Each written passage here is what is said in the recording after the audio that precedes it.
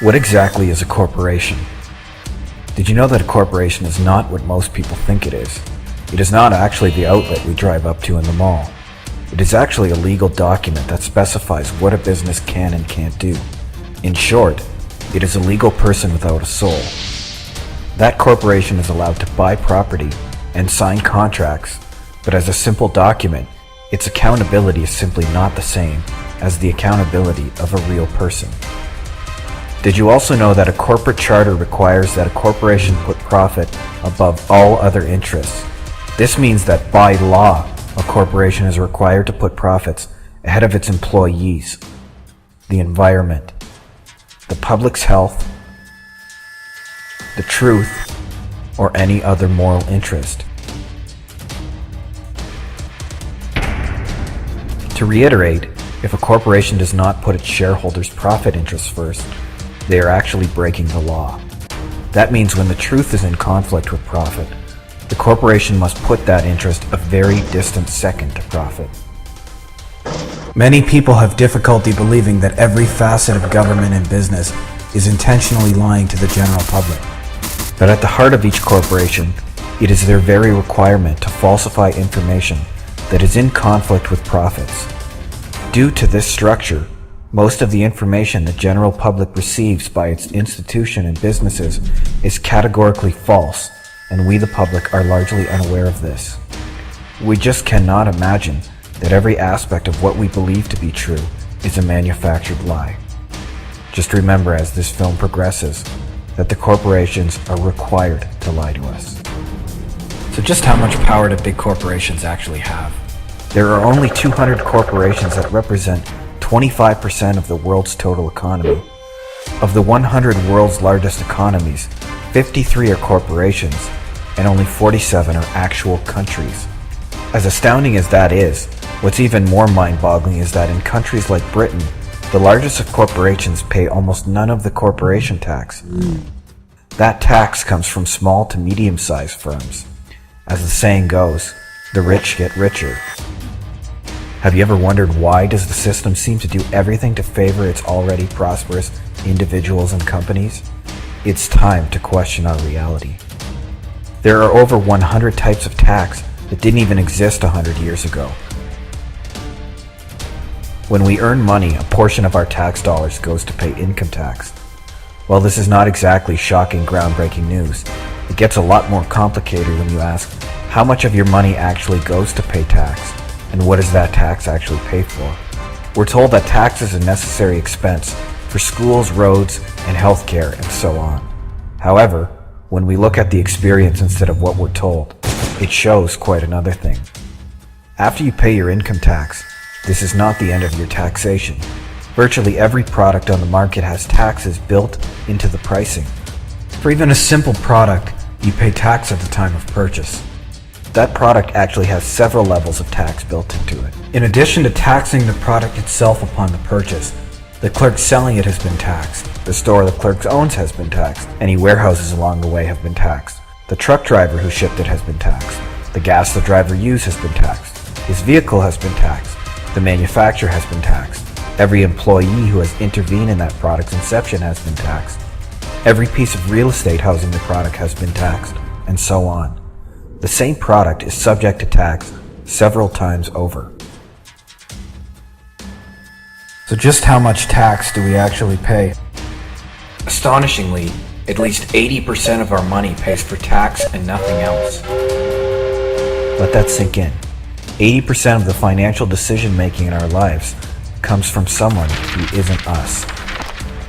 Because our society revolves around money and trade, at any point we are 80% not in power of our own lives, regardless of our financial status. If the current carbon taxes are approved, this number will actually rise to in excess of 90% of our own money is spent for us. This is the hidden power that rules our daily lives, and so few of us are even aware of its deceitful existence. The truth in the experience is that only a minute percentage of that tax actually pays for roads and schools like we're told. It is a minuscule minority portion. So what does the vast majority of our tax dollars pay for then? It pays for interest to a bank and nothing else. We pay so much for bank interest and have so little power over our own financial decisions. Have you ever wondered where money itself comes from? When most people think of the origins of money, it conjures the image of the mint printing money. If you're one of the people who thinks that money comes from the mint printing money, you are actually mistaken. It actually comes from a fraudulent system called fractional reserve banking. Let's explain how this system works. For every amount you hold in a bank, that bank is allowed to lend 9 times the amount of money they actually have and collect interest on it. That means that if Joe homeowner puts $1,000 down to buy a $10,000 home, the bank is allowed to just type the remaining $9,000 into his account and collect interest on that borrowed money, even though it did not previously exist. That bank has actually risked nothing, not 1 cent. They simply type this new amount into his account. That new money now exists, and the bank collects interest on it. What makes this more complicated is that $9,000 in money that didn't previously exist will go to a seller who will deposit that money into a lending institution. That $9,000 will be grounds for the bank to issue 9 times that money, which also did not previously exist. And that new money will be grounds for new loans, and so on. Non-existent money sponsors more non-existent money. When banks charge interest on imaginary money, there's always more incoming funds back to the banks than they ever put out. We have all grown up with the image of the mint printing money, but that's not how it actually comes into existence. The mint simply prints representations of these amounts, which are created in banking systems. In fact, the only way money can come into existence is through this debt-based system. New money cannot come into existence without being issued as loans or debt. All money is debt, and it is owed back to a bank. If you, me, or any member of the general public wants to print 9 times the money we have, we would go to jail for counterfeiting money. However, the banks themselves and the people who own them can print funds at will. This is the world's largest double standard. You think that just maybe it's a bit of an unfair advantage to the lending institutions? Elite world financial leaders print money in computer systems and collect interest on it, and you and I go to jail for doing the exact same thing. Think about that. What's crazier to comprehend is that a similar system has existed this way throughout human history with many of the same people in charge. But don't take my word for it. Do your own research. If you owe money to someone else, can you really be free? Not exactly. Because money is only issued as debt, it is slavery, and always has been. A free market has never actually existed on Earth. While so many people have been told they live in the land of the free, how can they be free if over 80% of their finances are in the hands of someone else? We get money for our survival, and then we are required to give most of it right back. The sad truth is that we're not free, no matter how much they endlessly tell us that we are. We're told the problem is just the gap between the haves and the have-nots. We have been told that this gap between the have and have-nots is simply a byproduct of natural human greed. We are led to believe that this tragic human flaw accounts for all of the corruption in the system. Some people even say the system would be fine if it weren't just for a few greedy bad apples at the top. Think about this for a minute. The truly financial elite can print funds at will by issuing more debt. They have no need for being greedy because if they want more money, they can just issue more money to themselves that did not previously exist. There is no need for them to steal or cheat another. If one of the elite bank owners wants more money, they simply type it into their account as the fractional reserve system dictates. The reason for this system has nothing to do with greed. Rather, in reality, it is about control. It is important to note that if the banks did not lend money, there would be zero money in circulation. If there were no debt, there would actually be no such thing as money. In the fractional reserve banking system, debt is the only means for money to come into existence. And this banking system has existed in a similar state throughout our planet's history. Furthermore, within each country there exists a central bank. In the United States, this central bank is called the Federal Reserve. When the United States wishes to print more money, it contacts the Federal Reserve to issue new funds. Those funds are not issued directly to the country. Instead, they are loaned at interest. That means that every single dollar in circulation in the United States has built-in interest from the central bank, even before the interest of the local bank is applied. then the only way to pay back the money is to borrow more money from the Federal Reserve. Much of that new money goes to pay interest and so on. The country borrowing the money can never actually catch up because it must borrow new money at interest to pay the interest on the old money. It is impossible to pay off the debt. To pay the interest on that new money, you must borrow more money at interest. This interest produces only debt and slavery, and something else we experience called inflation. What most people experience as inflation is what they think of as prices going up. What is actually happening is that every worldwide currency is falling because the debt is always increasing. When they say a currency is rising, it is rising relative to another currency. In reality, both of those currencies are falling. It's just that one currency falls at a slower rate than another. It appears to be rising, but this is only relative to other falling currencies. Both currencies are actually falling as more money, debt, and interest come into circulation. There is more total money in circulation, and thus the currency value falls. Every single currency is losing buying power and therefore experiences inflation. Few Americans know, nor seem concerned, that the 1913 pre-Federal Reserve dollar is now worth only 4 cents. Every worldwide currency uses the fractional reserve system, and every worldwide currency is falling. They are all further and further in debt to the central bank and to the World Bank. So where do these countries go to pay off that artificial central bank interest? They get it from us, the public citizens. In whatever country you live in, the interest goes almost directly to the central bank. That income tax is also built into almost everything that we buy after our remaining income is left over. We should see now that it does not pay for the things that we are led to believe it does. So what is the shocking truth? The vast majority of our money goes to make a few elite bankers even more rich and even more in control of our finances. Nothing else.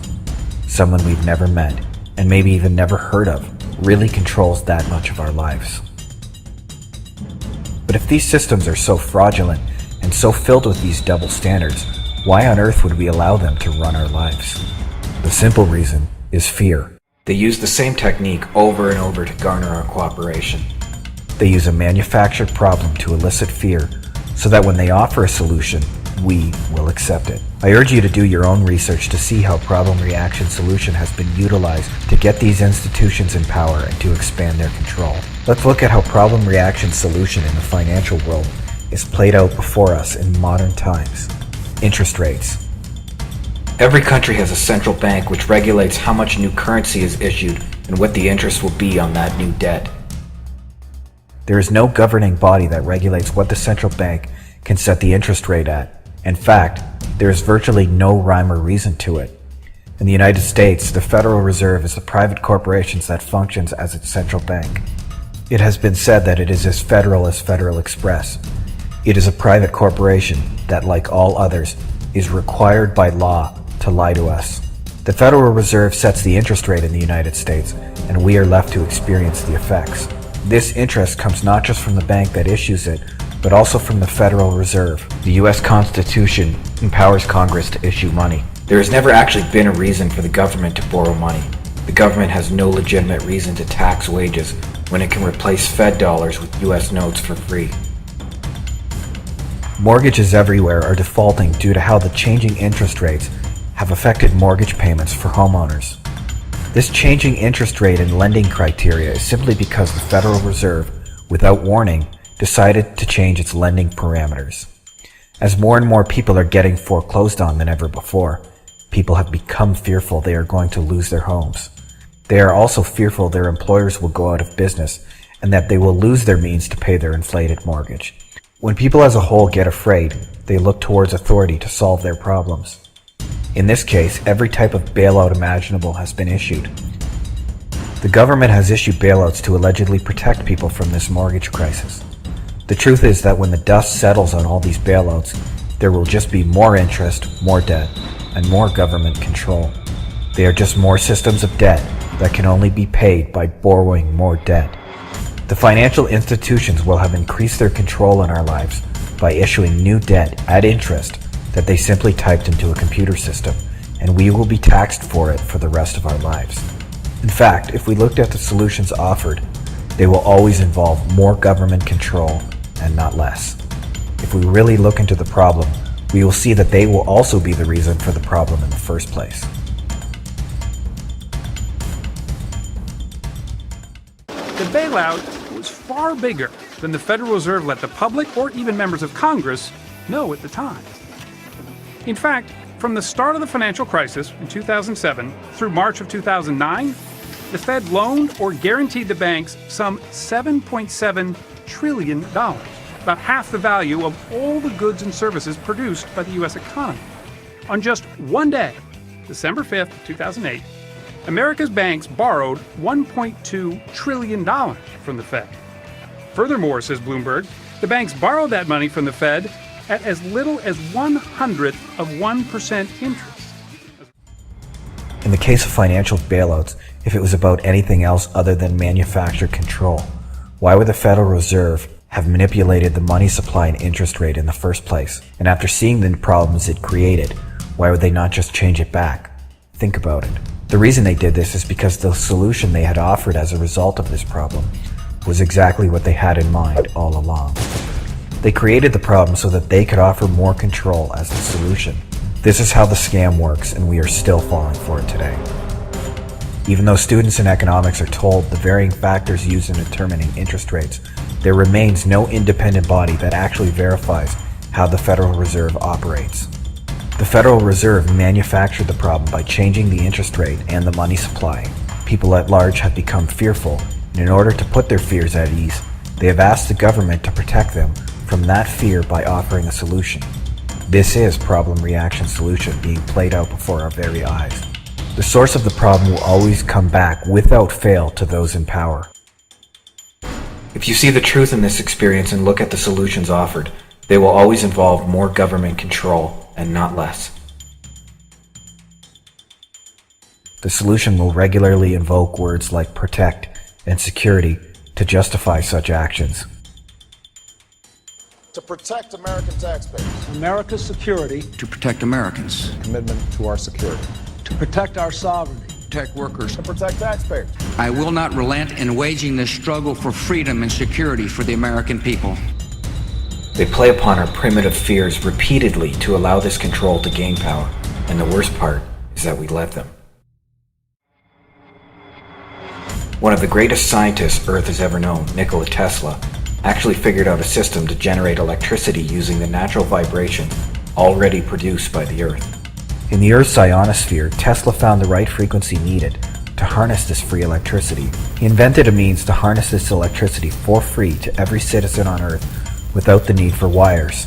Because the Earth produced this energy repeatedly and abundantly, it would provide free electricity to every living person on planet Earth with the construction of 12 towers.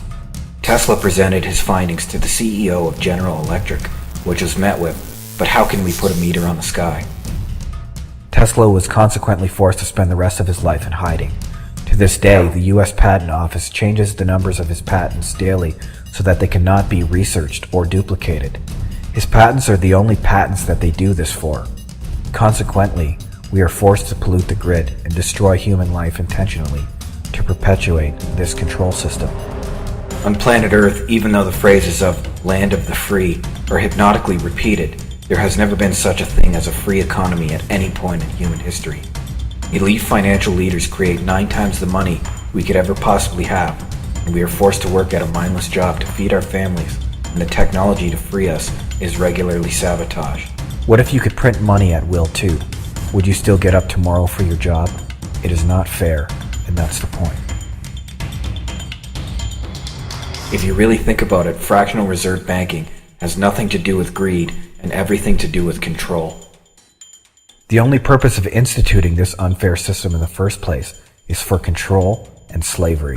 Money is printed, then collected back from us due to some debt-based tax, then spent for us, and then we are charged interest at every possible corner, making us work for our whole lives to pay for that debt. Perhaps we are now finally waking up to this forced slavery. In fact, most debts are actually illegal for a number of reasons. Firstly, they are only signed by one party, which is not legally binding. Next, A contract must be signed by someone who can legally bind the corporation. Since the lenders just print the money out of thin air, they have not provided any legal consideration. Next, you can't even pay the debt since the currency is based on worthless paper and imaginary electronic funds and computer systems.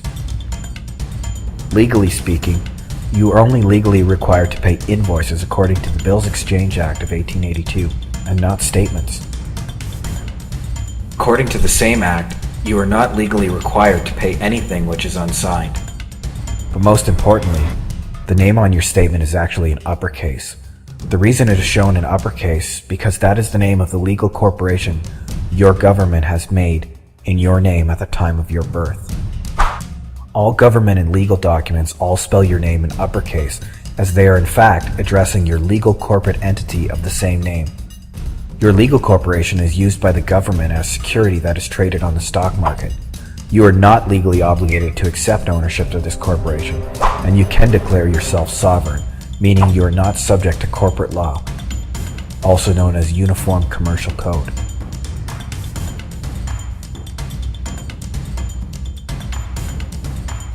If our whole society revolves around money and we don't control the vast majority of it, even our own lives, who does? These fraudulent banks control almost every aspect of our lives. Have you ever wondered just who owns the banks? As it turns out, there are certain family names that surface again and again when seeing who owns the Federal Reserve, World Bank, various central banks, and various major banks. The various names used indicate that these bloodlines have often changed names over the centuries of the world, but they are in fact the same families for thousands of years, just renamed.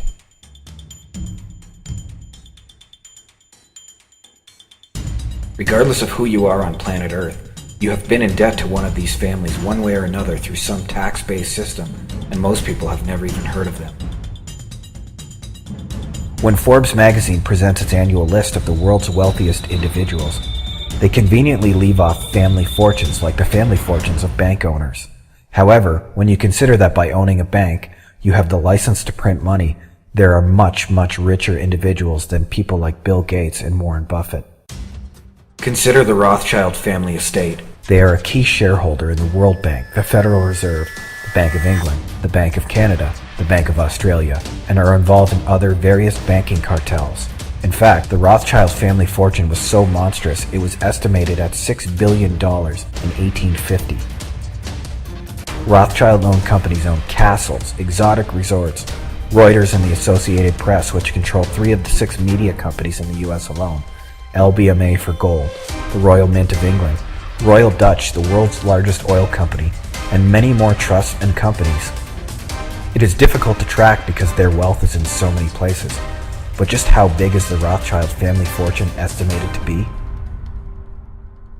Their fortune is estimated to be around half of the total money in existence. Let that sink in for a minute. What does it say if it can be estimated that high? You will also find these elite families like the Rothschilds surface in secret societies like the Skull and Bones, Bohemian Club, Bilderberg Group, 33rd Degree Freemasons, Illuminati, Council of Foreign Affairs, Trilateral Commission, International Council on Foreign Relations, Club of Rome, Royal Institute for International Affairs, Mafia, CIA, NSA, Mossad, Secret Service, International Monetary Fund, Federal Reserve, Internal Revenue Service, and Interpol, to name a few. All of these are private organizations or corporations set up as public service devices, but this is far from the truth. This photo shows former Presidents Nixon and Reagan as members of a small club known as the Bohemian Club before they actually became president. President Eisenhower and both Bush presidents came from here as well. But it's even worse than that. Most US presidents are descendants from the same royal bloodline, going back to Charlemagne. George W. Bush is directly related to 16 other presidents in the royal family of England. Barack Obama is related to George W. Bush and Dick Cheney. John McCain is directly related to 6 other former presidents. Barack Obama is related to his running mate, John McCain. Clinton and Dole were related as well. So just how fixed is this system really? Did you know all 44 US presidents have carried European royal bloodlines into office? 34 have been genetic descendants from just one person, King Charlemagne, the brutal 8th century king of the Franks. 19 of them directly descended from King Edward III of England. But even more staggering, all but one president was directly related to King John Lackland Plantagenet of England. In fact, the presidential candidate with the most royal genes has won every single American election. It is probably standard elsewhere in the world, but the information is harder to track elsewhere. If America declared its independence from European monarchies in 1776, how is it possible that every single president has descended from European monarchs? The very word secrecy is repugnant in a free and open society, and we are, as a people, inherently and historically opposed to secret societies, to secret oaths, and to secret proceedings. We decided long ago that the dangers of excessive and unwarranted concealment of pertinent facts far outweighed the dangers which are cited to justify it. Even today, there is little value in opposing the threat of a closed society by imitating its arbitrary restrictions. Even today, there is little value in ensuring the survival of our nation if our traditions do not survive with it. And there is very grave danger that an announced need for increased security will be seized upon by those anxious to expand its meaning to the very limits of official censorship and concealment. That I do not intend to permit to the extent that it's in my control. And no official of my administration, whether his rank is high or low, civilian or military, should interpret my words here tonight as an excuse to censor the news, to stifle dissent, to cover up our mistakes, or to withhold from the press and the public the facts they deserve to know. For we are opposed around the world by a monolithic and ruthless conspiracy that relies primarily on covert means for expanding its sphere of influence, on infiltration instead of invasion, on subversion instead of elections, on intimidation instead of free choice, on guerrillas by night instead of armies by day. It is a system which has conscripted vast human and material resources into the building of a tightly knit, highly efficient machine that combines military, diplomatic, intelligence, economic, scientific, and political operations. Its preparations are concealed, not published. Its mistakes are buried, not headlined. Its dissenters are silenced, not praised. No expenditure is questioned, no rumor is printed, no secret is revealed.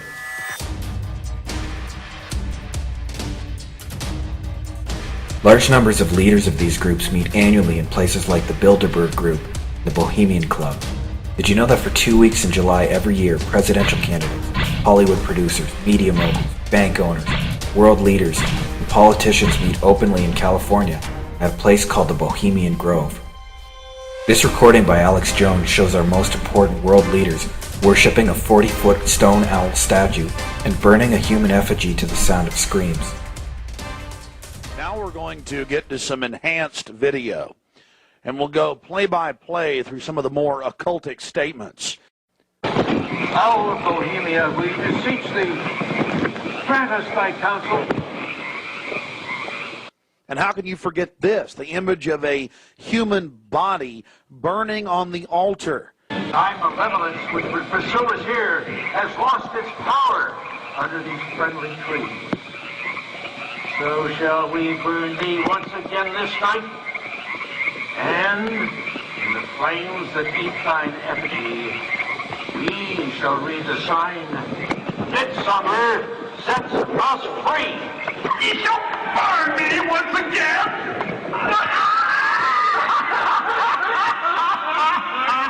Not with these flames, which hither ye have brought from regions where I reign. Ye fools and priests, I spit upon your fire.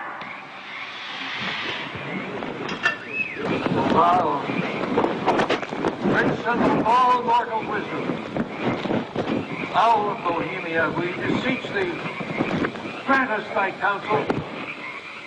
O great owl of Bohemia, we thank thee for thy adjuration.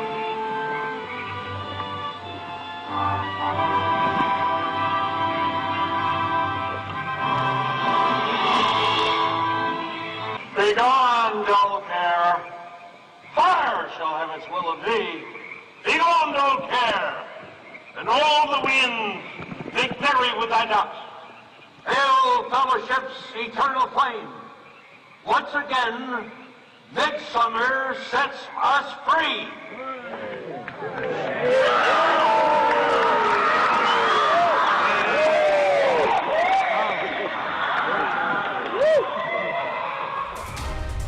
You think if every important world leader meets, it would make world headlines, but alas, airways are filled with the latest news of Britney Spears and Paris Hilton to keep us distracted from the truth.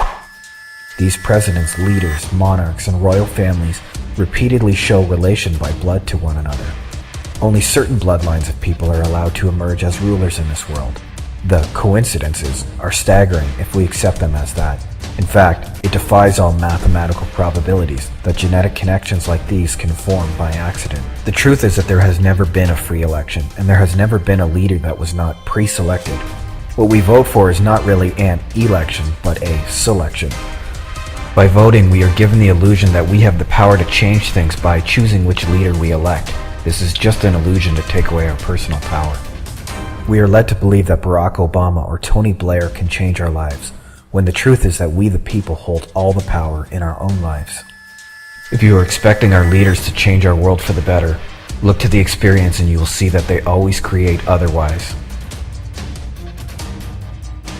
They create more government control, less individual power, and they do so consistently. Stop holding your breath for change we can believe in. The change must come from us. By placing the right people in power, the elite of this world are able to maintain control and set the objectives for all of the institutions and corporations that govern our daily lives. For instance, the education system is one institution under the control of this bloodline hierarchy. By placing the leaders in control of all of it, they control what constitutes education and what does not. They set the definitions and objectives. We are told the education system exists to teach the public the vital skills they will need to make money and survive in society. Let's look to the truth of what the experience has provided. In a capitalism-based society, does school teach people about stocks, options, mutual funds, capital, real estate, contracts, or what any other part of business is used for?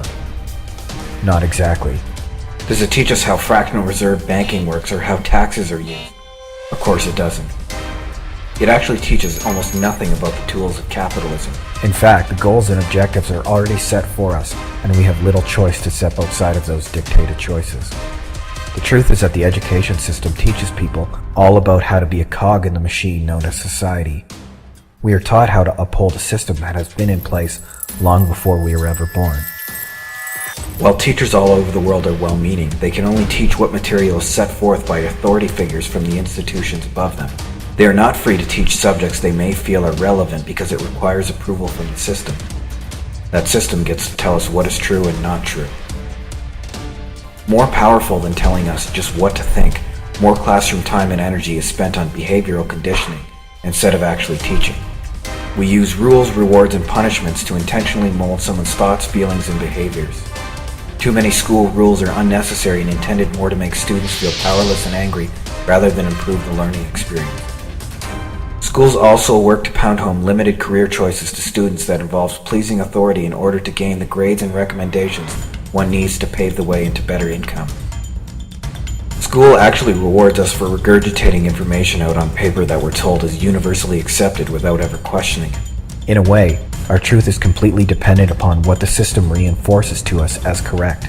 By doing this repeatedly, it embeds us from a very young age to not question authority, work to please authority, and to work hard without questioning why you are actually doing what you are doing. It instills in us to work hard and be good, which really means to be obedient. Have you ever thought about what they are really teaching us? If we do things long enough without questioning, sooner or later we will stop questioning altogether what authority tells us. In fact, we will even argue vehemently about what authority has told us is true. The longer this indoctrination has told us what is true, the harder it is for us to imagine that it is purposely leaving out a large part of the story, or even outright lying. If you take notice of this, we are told we are being skeptical by challenging new information. However, we never actually challenge what is printed in textbooks or other so-called authority sources. We never challenge what is told on the news. We never challenge what everyone accepts dogmatically as correct. We do this because we trust the trustworthiness of the authority source. Just what if they've been lying all along? Just what if we question the accepted mainstream ideologies printed in textbooks? Would they still prove to be true? The point is that schools don't actually teach subjects like how money is created through fractional reserve banking system because it would lead to a worldwide revolt. If school taught us critical thinking, this system would change drastically. But that is not its purpose. We are taught to uphold the status quo, not to question the status quo's very existence.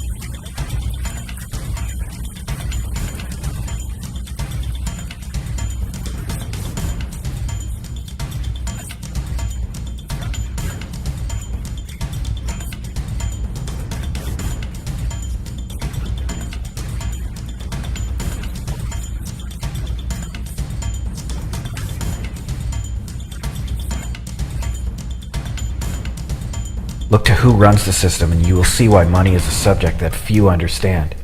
They teach what we need to know and money is not what we need to know. The very people that control us have a vested interest in the people not figuring the banking system out because we are supposed to just shut up, try to get a better job, and work harder for money. We are not supposed to see the obvious contradictions in the system, most notably that they print money out of thin air and we can't. This is why they indoctrinate us as children before we are grown enough to produce logical counter-arguments. At that age, because we are not yet mentally developed, we are susceptible to believe whatever we are told, like Santa Claus and the Tooth Fairy. If you hear something long enough, you will accept that it must be true. Few can envision the vast number of significant lies we are force-fed daily. According to Adolf Hitler, who according to some sources was allegedly a Rothschild descendant. In the big lie there is always a certain force of credibility, because the broad masses of a nation are always more easily corrupted in the deeper strata of their emotional nature than consciously or voluntarily, and thus in the primitive simplicity of their minds they more readily fall victims to the big lie than the small lie, since they themselves often tell small lies in little matters but would be ashamed to resort to large-scale falsehoods. It would never come into their heads to fabricate colossal untruths, and they would not believe that others could have the impudence to distort the truth so infamously. Even though the facts which prove this to be so may be brought clearly to their minds, they will still doubt and waver and will continue to think that there may be some other explanation, for the grossly impudent lie always leaves traces behind it, even after it has been nailed down, a fact which is known to all expert liars in this world and to all who conspire together in the art of lying. But these systems do not have to exist. We are perfectly capable of creating better systems for everybody. It all begins when we stop allowing ourselves to be manipulated into fear. What if you wanted someone else to believe a lie? What would you tell them? The single greatest tactic in getting us to cooperate with an agenda is not via telling us what is right and wrong, but rather by projecting it onto our subconscious. In your subconscious, you are not able to analyze the incoming data using the most powerful part of your mind. For much of our lives, we have not noticed the obviousness of this. However, upon being informed of it, it will become plain as day. The media is the single greatest tool in spreading an idea or way of belief. All advertising essentially works on two basic principles. Firstly, it must first convince you that you are now lacking something and have some sort of problem. Secondly, it must convince you that their solution to your problem is the correct solution. Both of these are generally accomplished via one simple tactic. This tactic is meant to be imprinted onto the subconscious mind, where it cannot make a conscious decision about whether or not to accept or reject the information. If you look at any advertisement, generally speaking, the people depicted are happy while using the company's product or service. Through the subconscious, it is implied that you must be unhappy now, and this product will allow you to be happy again. Beer commercials show attractive women to imply that you will get sex through drinking it. Toys show happy kids to make them think that they will be happy via its purchase. News stories show dramatic looks to imply that you need to pay attention to the seriousness of the information when they want to enforce fear and drama. The newsman doesn't come on and say, "Be afraid" when I use this voice and facial expression. He simply projects it onto your subconscious mind, where he hopes that you will accept the message without even knowing you did. In fact, because the information enters via your subconscious mind, you will actually have no chance to consciously analyze the information. These are nothing more than a magician's intentional misdirection tricks designed to keep your mind unfocused on what is really happening. One of the greatest tools for getting our cooperation is via the news. On average, the news media projects 15 negative stories to every single positive. Strangely enough, we actually send out people to scour the globe to find the most horrific stories possible. While those negative stories are shown, the news person always maintains a stern, serious look to imply the very seriousness of the negative information. They are subconsciously projecting fear via the body language, tone, and expression of the information. The single biggest subconscious projection that is rigorously repeated to enforce its point is the finality of death. Via fearing death, we fear really living, and that's the point. But if what all of I said about the media was really true, and we have been intentionally programmed, then we wouldn't have free media. But we do have free media. Right? Because there are thousands of TV and radio stations, people have erroneously assumed that we have free media. In the United States, there are only 6 major media companies that own every single radio station and TV station in the entire country. The government regulatory bodies determine who and what can be a TV station. Rothschild-owned companies own the majority share in 3 of the 6 media companies, minority shares in the other 3 for the entire country. Just like the banking cartels, there are only a few individuals with controlling shares in media companies. These individuals have genetic relations to ancient royal bloodlines where the records have not been systematically destroyed. The shocking truth is that the media, like the banking systems and government, has never been free.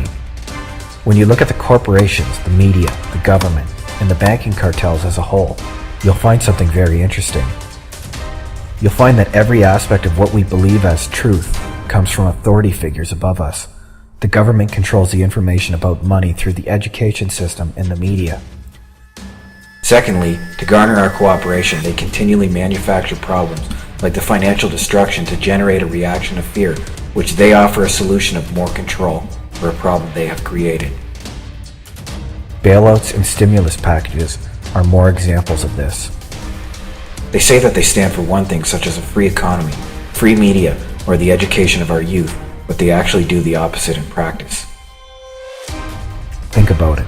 Does an economic stimulus package mean more control or less?